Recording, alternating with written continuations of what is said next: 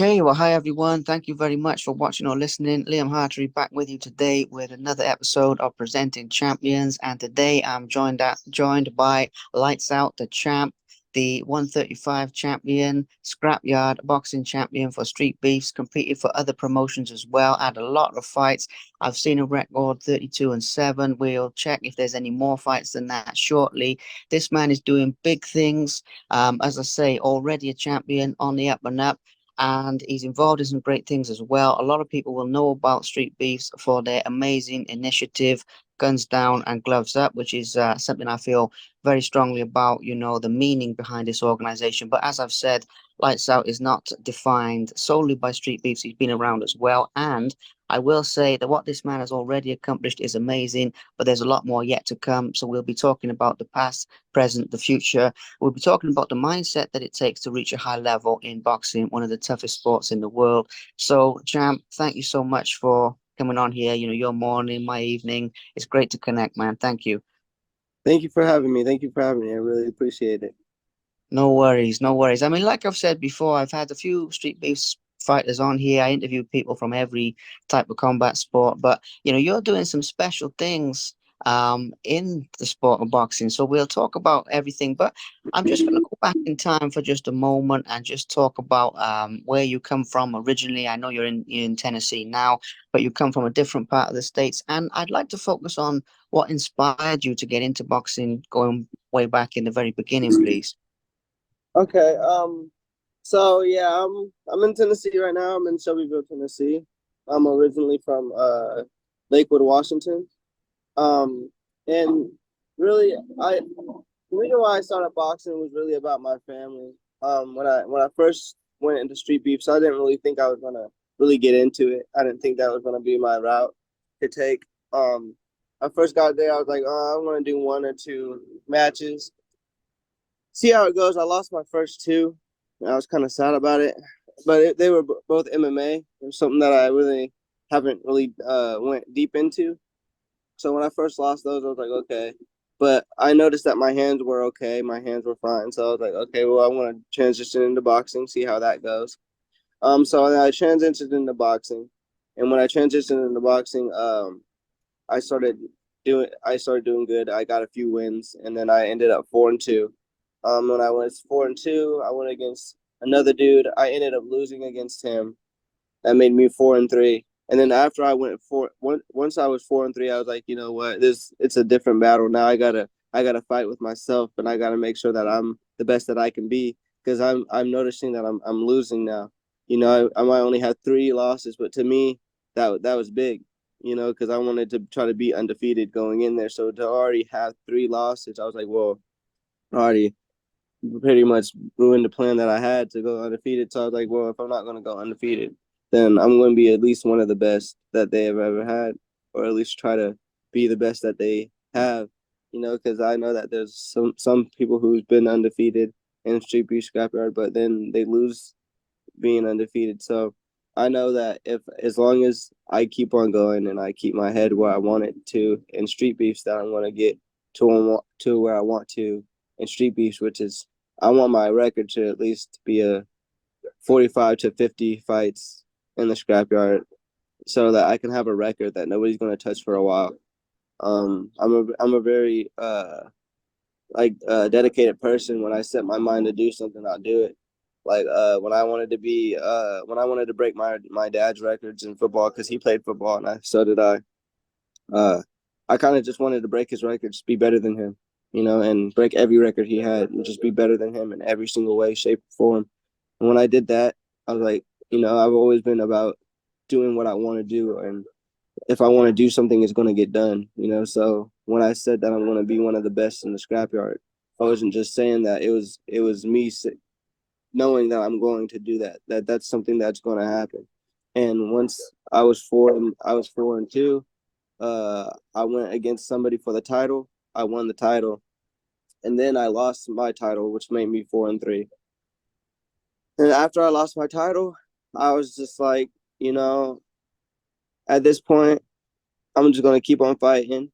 And then uh, I ended up fighting this dude. His name was Q-Tip, and he I was injured. I had an injury on my arm because I was playing football at the same time. I was playing semi-pro football, and I got a turf burn on my arm. So I had a really big turf burn on my arm.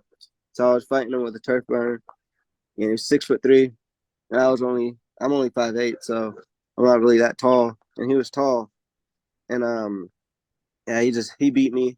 But after I lost a couple of times at 145, I was like, you know what, maybe this just isn't the weight for me. Maybe I need to go to a different weight. Maybe I need to fight at a different weight. So after I lost my last title fight at 145, I was like, okay, well, I could get smaller or I could get bigger. But if I get bigger, I'm already losing against people who are 145, and this because they're tall. You know, they're 145, they're 6'3". Okay, maybe I can get down. I'll get down to 135. All right, let's get down to 135. And then I started talking to Steve, which is the owner, Fire Chicken. Shout out Fire Chicken, a Street View ScrapYard. But yeah, I talked to him and I was like, what do you think about me going to 135?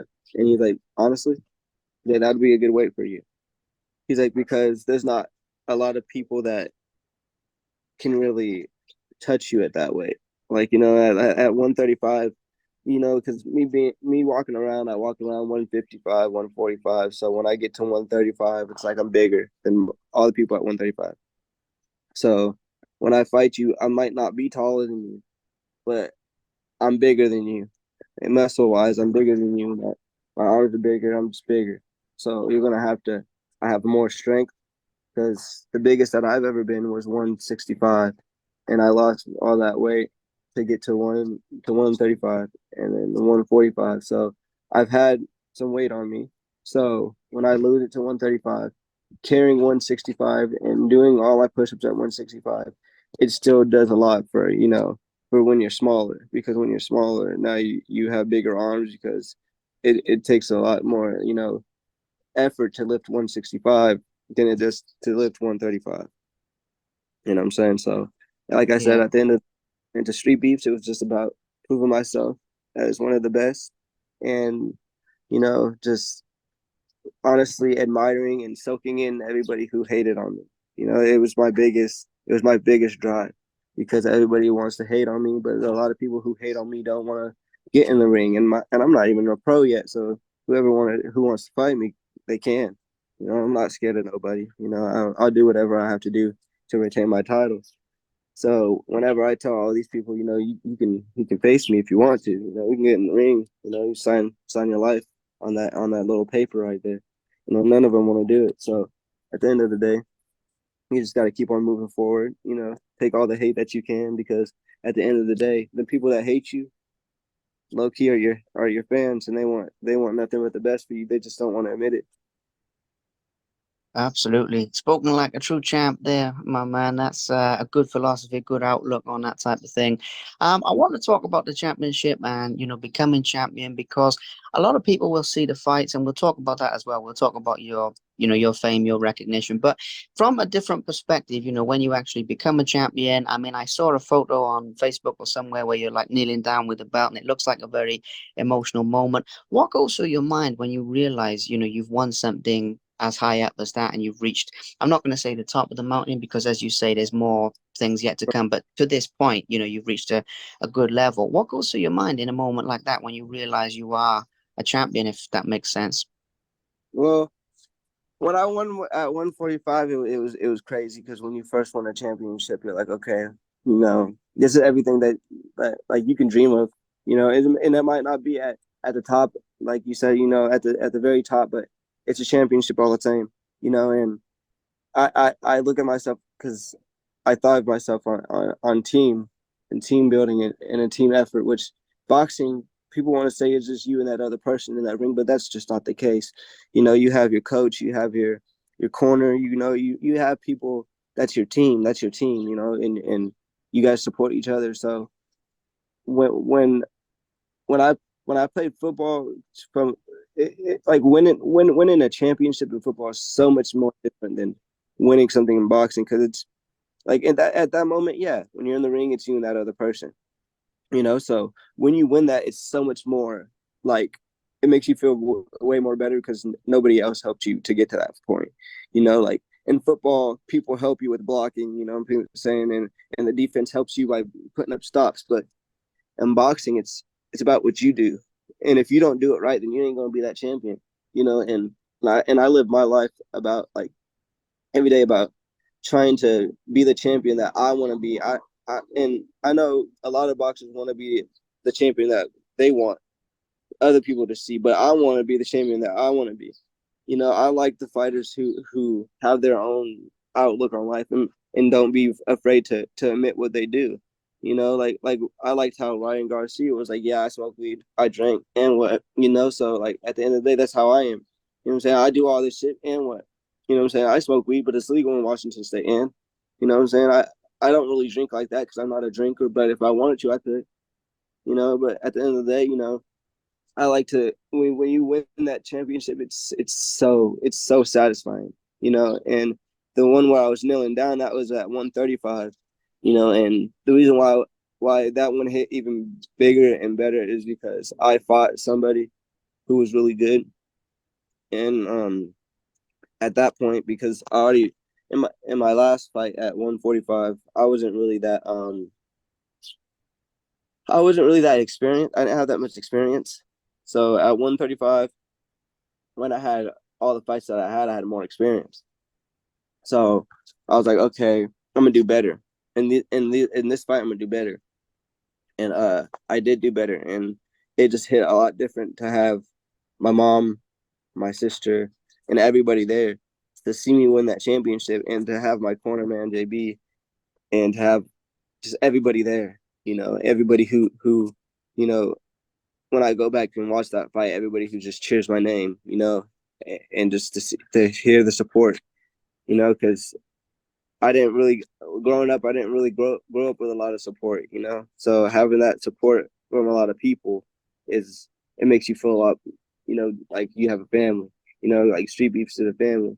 So anytime, no matter if it's a championship win, no matter what, like it just all hits different, it just hits like because you're doing that in front of people who really care about you, and to do that and to know that people are going to see you on YouTube and people are going to, and one day I'm going to look back at these fights and I'm going to be like, hey, look, this is before I was pro.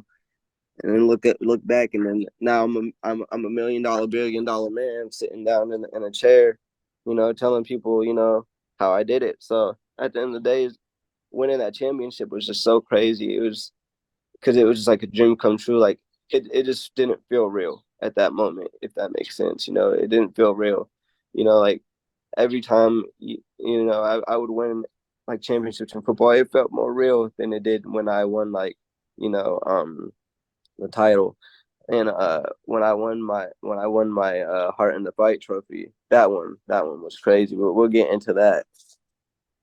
Yes, we will. Yes, we will. Well, it's amazing to hear that side of it because that's something that people don't always see from the outside looking in. They see the fight, obviously, they know how much it means to you. Other fighters will relate to that, but at the same time, there's nothing like hearing your words of how it was. Now, I said at the beginning about like I've seen these records thrown around, like I've seen the 32-7, I've seen these different things. You mentioned a couple of MMA, obviously, you've had the boxing. How many fights have you had all in all at this point? I've had only one sanctioned fight out of Street Beefs so far. But I have another one coming up June 1st. And I'm going to be kickboxing this time instead of boxing. So I'm taking myself out of a comfort area and putting it into something else. But at the end of the day, it's in my blood, and fighting is what I do, is what we do, it's what we've done for generations and generations, and I'm just one of the few people to want to take it far, and I'm really about like just building a community, and having everybody care about each other, and and just respect, really, that's what I really care about. So at the end of the day, we're just fighting for greater things, better things, and Yeah, yeah, totally, man. I feel you on that 100%. So one sanction, but I mean, all in all, though, I mean, if we include like the different weights and everything like this, do you know? Because you said earlier you want to get to the record of having like, 40, 50, 60, whatever. And at the moment, you've got to be on like 40 or something all in all, right? Or coming up on, I mean, even if we include like everything, street beefs, other promotions. Because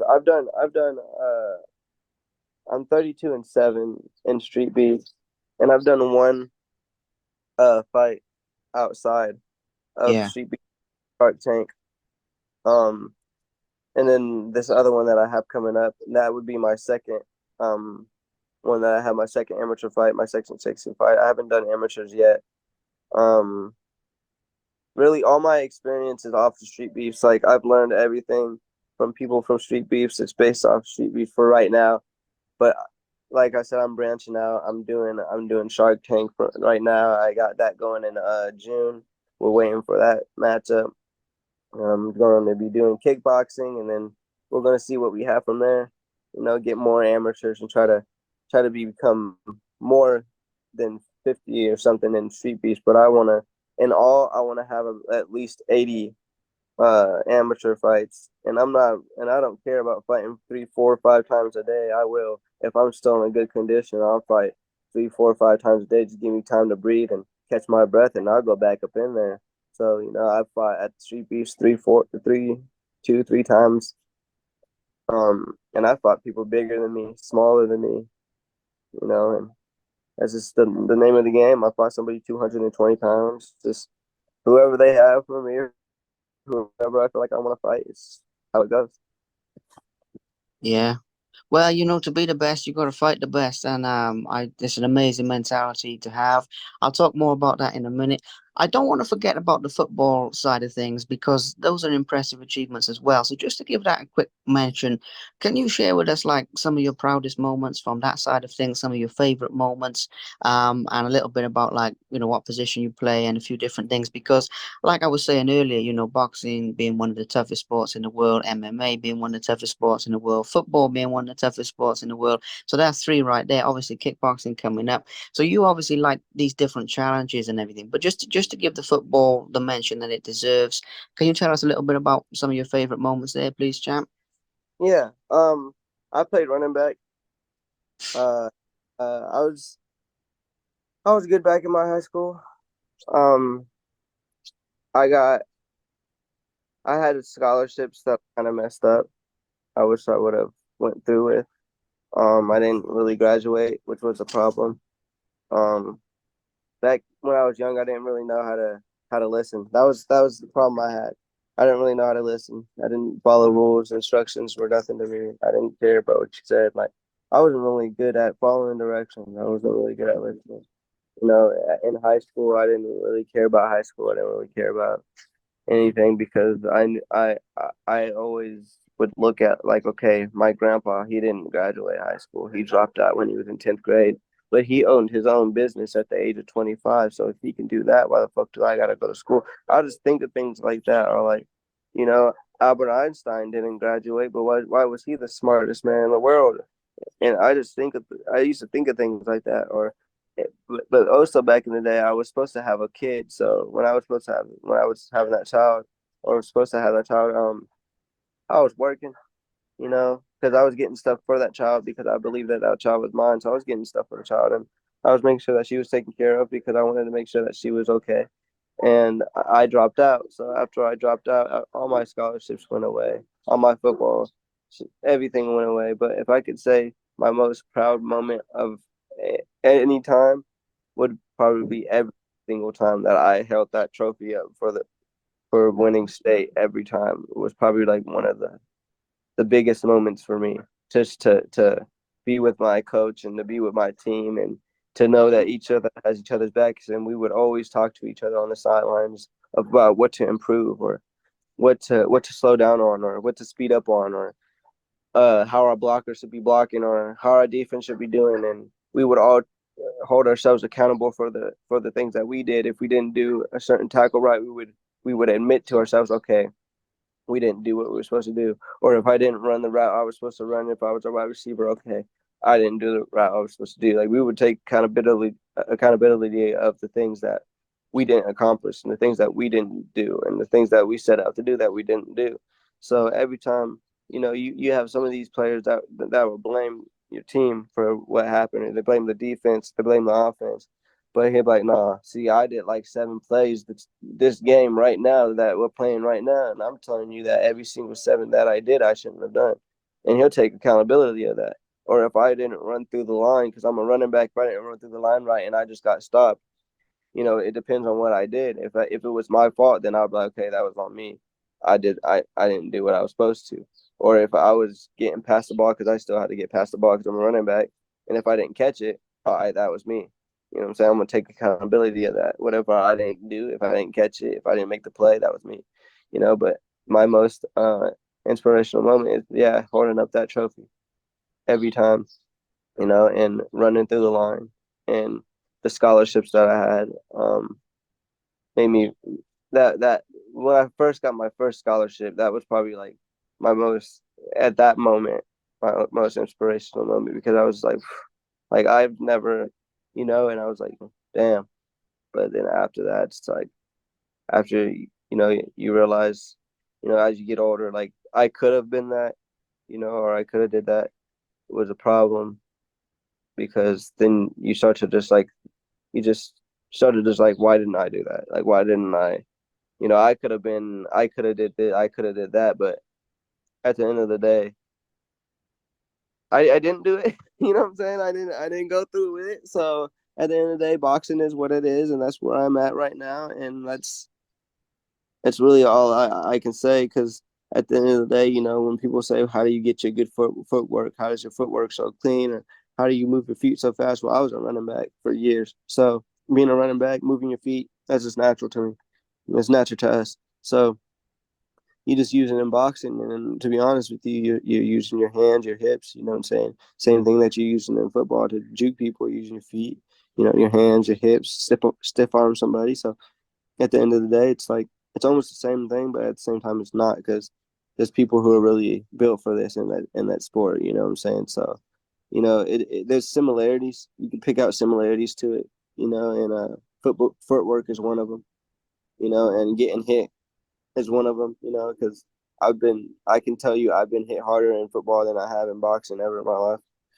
But at the end of the day, you still learn how to take a hit. You know what I'm saying? So all these people are like, how do you take these body shots? How do you get hit like this? And it doesn't affect you. I've been hit by big dudes in football for a long time, and a lot of the sports that I played were physical. I played soccer, I played baseball, I played a lot of sports. So I was a really, really, really sport. Like I was really in tune with sports. Like I love sports, and that's what kept me out of trouble. But at the same time, I, it can't keep you out of trouble forever. School's only for the week. And on the weekends you have your whole thing. So you can get in trouble on the weekends.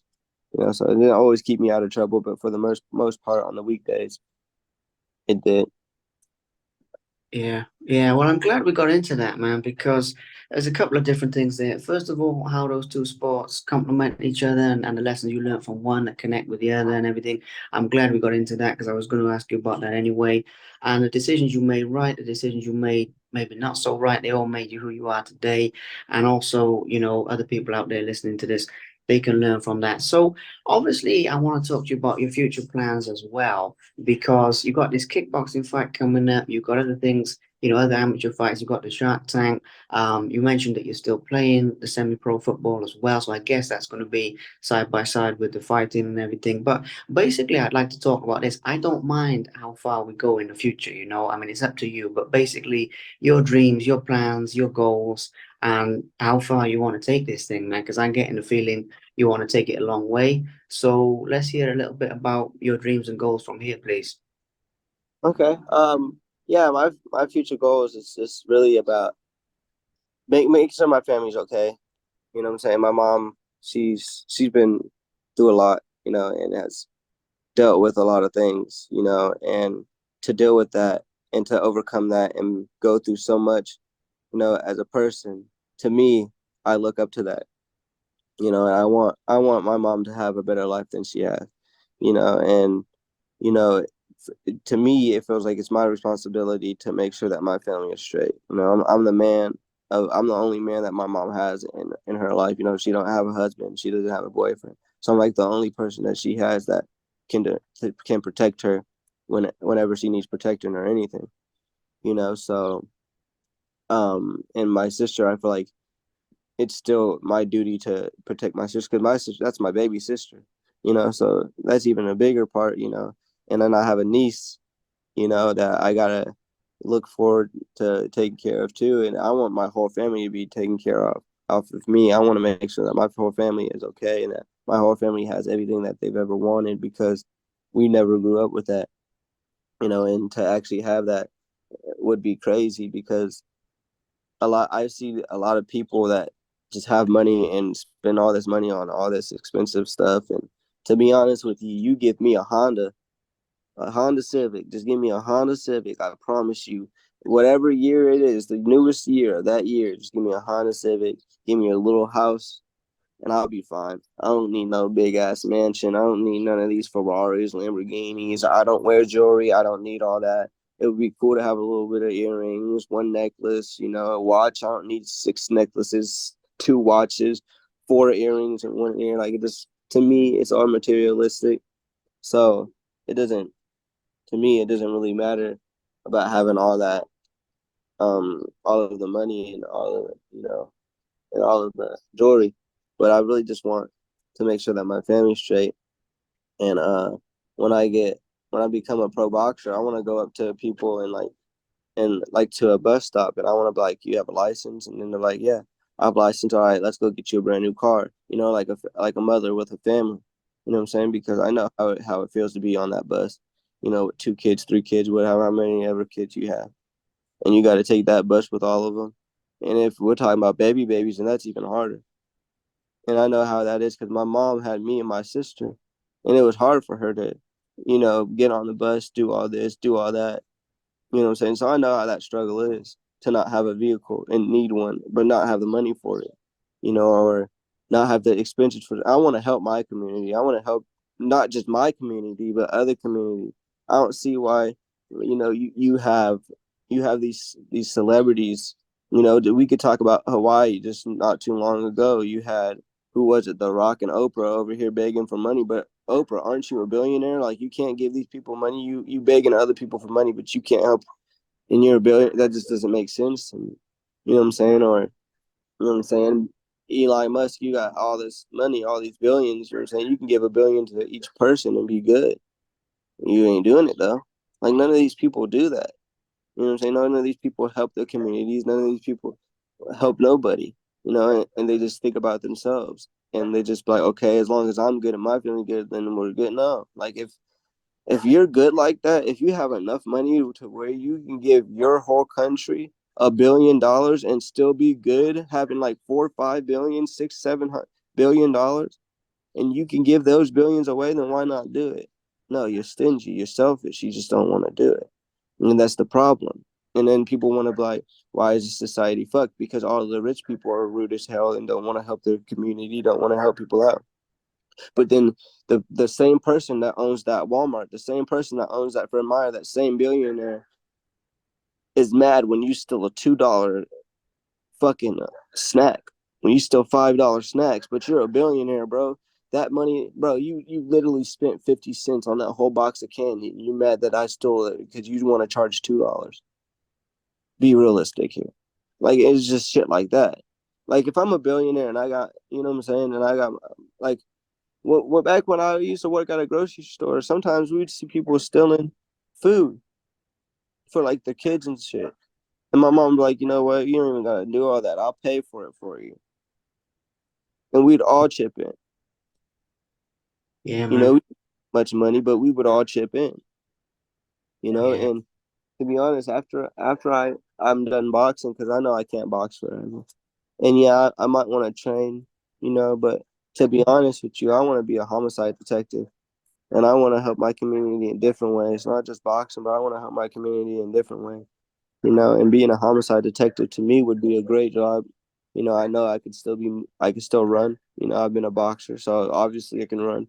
That wouldn't be a problem. So I just really want to do things that's going to help my community, and help other communities, and not just be selfish like all these other billionaires, trillionaires, and not help anybody and just save all that money to yourself. I think to me that's just kind of selfish. I don't know if everybody else feels that way, but to me, I just think it's kind of selfish. If you can be a billionaire and give $1 billion to everybody and still be good, I just think that just to me that's a little selfish. If you can help everybody. Yeah, I hear you on that, man, because being a champ and being any type of meaningful individual, you've got it's all about what's in here at the end of the day. I mean, you're talking about being a people's champ and everything, and what's in your heart. Obviously, the homicide detective, all that side of things. I love that, man, because diversity. And I've met these guys. I mean, you look at the difference of somebody like Tyson Fury, what he does with mental health and everything like this, or somebody like Floyd Mayweather. I've met them both, and I respect them both. But the difference is, so I totally get where you're coming from. I'm with you on that, man. And I hope that you continue rising up the levels. I'm sure you will, not only because of the fighting, but because of, what you want to do. And, that's why I do these interviews at the end of the day, is to give back, even if it's sharing knowledge and sharing things that people can learn from and sharing Exactly. messages like this. That's what makes it worthwhile for me. So 100%, I think we're on the same page with that. So that's a bit about your future plans. I love it, providing for your family. I mean, it's not a question, but I'm just saying massive respect for that because, I think it's one of the highest things we can aspire to in life is helping other people, contributing to other people. So as we move into the latter phase of this, I also wanted to ask you earlier on, one other thing. I mean, obviously, to do what you do, you have to have a lot of mental toughness as well as physical toughness. And that is something that really stands out to me about what you've done already, but also about what you're gonna do. And I want to talk a little bit more about that because, even though you're fighting these guys, you're fighting these bigger guys than you, you're doing all this stuff, you've got to handle like the adrenaline and you've got to handle, and I'm not talking about fear because I'm sure you've grown past that, but you've still got to handle a natural response. I mean, even the scrapyard, like it's an intimidating type of Yeah. environment, with all these dudes stood around and I mean, I've seen the videos, it looks crazy. So I'm curious on how you handle like the build up to a fight, how you cultivate your mental toughness, which you obviously built over time, that type of thing, the psychological side of it, if you get where I'm coming from with this. Okay. Yeah. I mean, to be honest with you, every time before I go in that ring, I feel like you can beat me. I feel like you can honestly beat me. Like every time. Like before I see you, like when I'm in my bed the night before, I'm like, all right, bro, I might get beat up tomorrow. And I sleep on that. I sleep on all right, I might get beat up tomorrow. I'll sleep on that. And then I'll wake up like, all right, bro, this might not be the one for me, bro. But because I don't know who I'm fighting. But then at the same time, even if I did, I'm like, all right, bro, this might be the one, bro. And you just start thinking about it. But then once I look at you, once I see you in that ring, once we make eye contact, I don't even got to make eye contact. But once I see you from across the way, you can no longer beat me. Like I'm gonna eat you alive. Like you're gonna probably like when I see you and we're in the ring. It's like if I look down and if I look at you and we're in the ring and I'm looking at you and we're having a face off and I see you look away, you lost. You lost because you can't keep eye contact. You're already intimidated. And I could see that. I could see that you're already scared. And that to me is like, okay, so you don't want to look me in my eyes. And I'm looking at you like I'm finna literally kill you. Because that's what this is gonna happen. And that's what I want to do. I want to hurt you. Like this, I'm sorry, but this is what I want to do. I kind of think like Mike Tyson, I want to hurt you. Like this is what it is. I have a lot of things that I build up, and it's not even just anger. Like I can turn off my anger and turn it back on, but it's like I have so much shit that I like. Sometimes I just want to, I guess get irritated. And, sometimes I want to punch shit. I'll punch, punching you. It just seems like a better solution. You know what I'm saying? So when I come in, I'm like, okay, and I'm waiting until that bell rings. I'm waiting until they say it's go time, and then as soon as it's go time, all feelings are out. Once I feel you punch me, that's all I want. I want you to punch me one time because once you punch me, I know how hard you hit, and I want to see your power shot too. I want to see how hard your power shot is. Because if you hit me with your power shot and your power shot doesn't affect me, I'm a literally look at you and tell you, you you hit like a bitch. Like you're weak. You're not. To me, you got to hit harder. You got to get back in the gym. You got to keep on. You got to keep on working on it because your hits aren't affecting me. Because and a lot of people, that I go against that are bigger, they're like, you hit hard and you hit like a train. Like somebody your weight, I can see why they have a problem. And a lot of people tell me that people your weight, I see why they get hurt, why they're bleeding, why they're, I can see that. I can see why their head hurts, and I can see because you hit like because like I said, I was 165 at one point, so I can hit like I'm 165. I can hit like what I'm saying, and I go against people. When I spar, I go against people bigger than me. My sparring partners are like usually 200, 180. Some of them are 150, so they're a little bit bigger than I am. So I always have to be hit by bigger dudes. So when I get hit by somebody my size, I'm just like, that's it. Like, that's all we got. Like, that's it. Like, that's all I think. Like, that's all we got. Like, that's as hard as you hit. Like, that's what I waited for. Like, through the night to the morning. That's what I waited for you to hit me like that. All right, let's go. Yeah, man, I feel you on that because, like I said earlier, to be the best, you got to fight the best, and you push through these obstacles, they get less. But it's amazing because, like I said before, you got to have a will of steel to do this type of thing, man. You got to have that strong mind as well as that strong body, and people see the training and stuff, but people don't always see what's going on up here. And I talk to a lot of fighters about this, and it's a whole nother level. The battles you fight with yourself, not just with the opponent as well. Um, I also want to touch on here, so I don't forget to mention this. Obviously, these fights go out on YouTube. They get a lot of views. I mean, Street Beefs is massive around the world. Look at this, man. You're in the US. I'm in Europe. I heard about what you're doing, this type of thing. So, how do you respond to basically the fame? And obviously, with the people watching this, some people will be hearing your story for the first time. Some people will be people who already follow you and they're already watching your fights.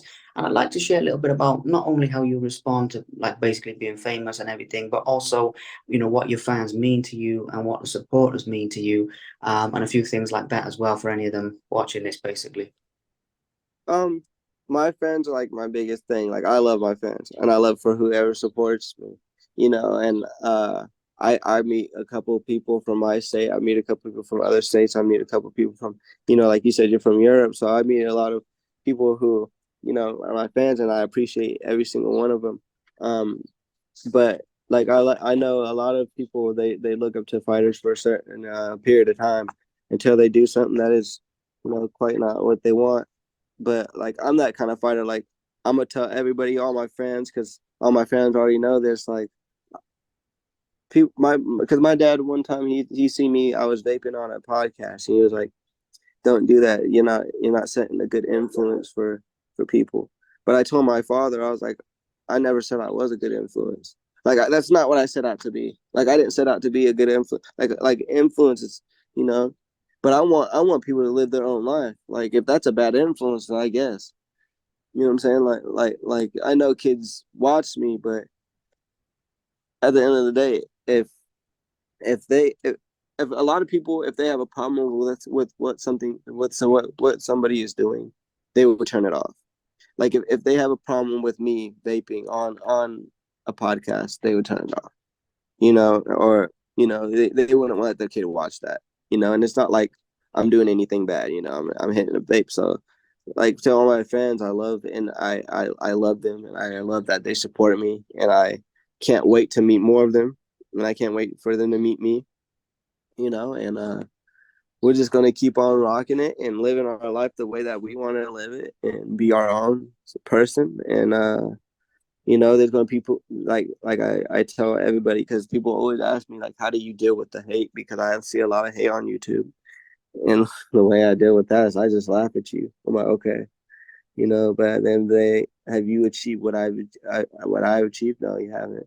Are you ever going to? You can, but are you going to? Is the question, So, um, I love all my fans, and I love everybody who supports me. And like I've been telling everybody who follows me on TikTok, the people who have followed me from the beginning, I'm gonna always remember you guys, and people who follow me to the end, I'm gonna always remember you. And even new fans, old fans, kids, anybody, anybody who looks up to me, who supports me.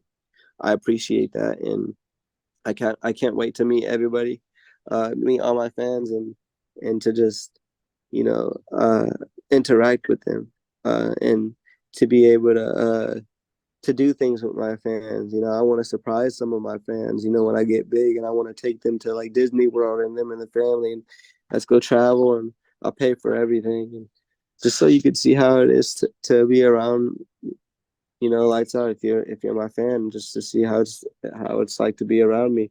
I want to do things that other celebrities that you don't hear them doing, and that's just what I want to do. Like, I want to help families, and I want to try to help as much as I can other countries. And I'm going to try to get Africa and everything situated too throughout my time, because I just want everybody's life to try to be better than it is. And I know that there's a lot of people who are starving in Africa, and in those kind of parts of the world. So I want to try to feed people, and I want to try to touch everybody, and not just people in my country, not people in just my state, my community, but people all around the world I want to connect with.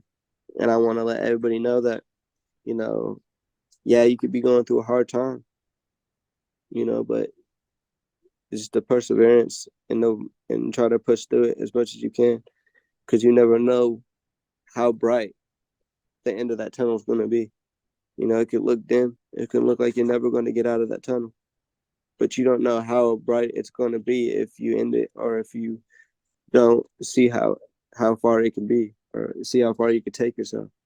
I always ask myself, like, in the in the ring, like, how am I going to become that champion?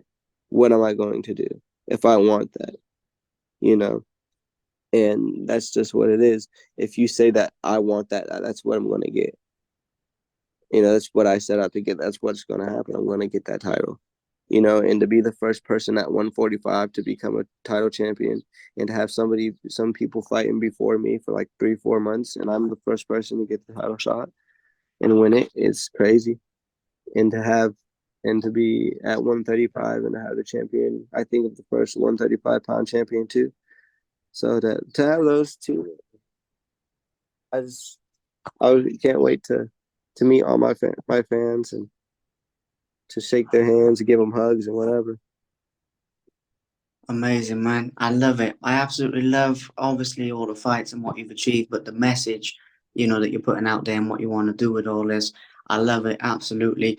Well, man, it's been a pleasure. I'm going to have to run in a minute, but it's been an absolute pleasure talking with you. Like I said before, man, love your fights, love what you're doing, love the message. And what I'll say as well, or two things actually. One, two people listening to this, follow this man on social media, because the best is yet to come. He's getting bigger, he's getting stronger. The best is yet to come. But also to you, champ, thank you for your time. Thank you for sharing the message. And when you've won some more titles, when you're pro, when you're further down the amateur game, whatever's going to happen next, we'll do this again if you want to, and we'll sort of update everybody. I don't say that very often, but now and again I say that because you can just tell that how far people are going to go as long as they stay on the right track, which I'm sure you Right. will. Oh So, yeah. we will do this again in the near future as well when you've won some more stuff. But for today, thank you so much for speaking from your heart. Thank you so much for sharing so many things about your life. I'm sure this is going to inspire some people out there as well, and get a bit more of your message out there. So massive respect to you, and we'll get this interview out there soon and make some big things happen, my friend. Absolutely. I just want to give a few shout outs. Shout out to Street Beef Scrapyard. Thank you guys for everything that you guys have done for me, and I really appreciate that. Go on YouTube and subscribe to Street Beef Scrapyard. See some fights of me and some other good fighters that we have going pro for bare knuckle boxing. And I want to give a shout out to my mom. I want to give a shout out to my sister. I want to give a shout out to my niece Ava, my girlfriend Bella, and I want to just shout out to all of those people who are going through mental health issues. Just know that you guys got this, man, and I believe that you guys can fight through anything that you guys want to fight through. And there's help out there, so please get it. Don't be afraid to speak your mind, and don't be afraid to ask for help. I know a lot of dudes are afraid to say what they're going through or to ask for help, but I want to let you guys know that y'all just need to speak out. R.I.P. Jay got him from the ScrapYard. He was one of our best brothers that we had, and I just want to say we're gonna keep on going. Like I said, shout out to ScrapYard. And I also want to shout out my social media. Follow me on Instagram at LightsOut_CTB. I really appreciate that. And if you want to follow me on TikTok, it's LightsOut SB. There you go, champ. I was hoping you'd do that. That's why gave that a quick mention. So brilliant. Yeah, everyone listening, you know where to follow this man. Absolutely subscribe to what he's doing. Lights out the champ. It's some amazing work. And yeah, pure inspiration. Thank you, champ. You have a great day. Enjoy your day. I'll be in touch with you when this is ready for release, and that way we can both share it, get it out there to the maximum amount of people. And yeah, I look forward to following your journey. Look forward to talking with you again. Big respect, champ. Top man. Thank you so much for having me. I appreciate you. Pleasure. Appreciate you too, brother. Take care. Yeah, you too.